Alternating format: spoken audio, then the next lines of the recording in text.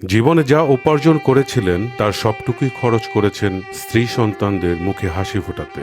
কিন্তু শেষ সময়ে অসুস্থ হয়ে পড়লে সেই স্ত্রী সন্তানরাই তাকে রাস্তায় ফেলে যায়। আর সেই রাস্তা থেকেই শেষ পর্যন্ত কবরে ঠাঁই হয়েছে টাঙ্গাইলের সখীপুরের প্রবাস ফেরত জালাল উদ্দিনের। চলতি মাসের 2 আগস্ট রাতে জালাল উদ্দিনকে সখীপুরের একটি রাস্তায় ফেলে যাওয়ার অভিযোগ ওঠে তার স্ত্রী ও সন্তানদের বিরুদ্ধে।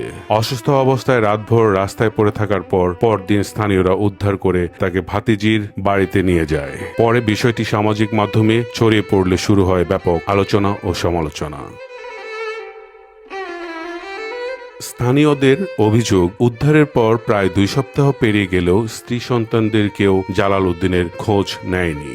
তবে অভিযোগ অস্বীকার করে তার স্ত্রী রিনা আক্তারের দাবি, জালাল উদ্দিনের সঙ্গে তার 2.5 মাস আগেই তালাক হয়েছে।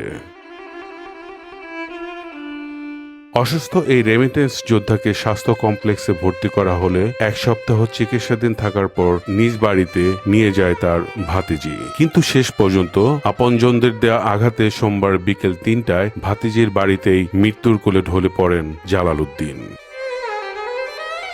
সোল শরীফ, চ্যানেল 1, টাঙ্গাইল।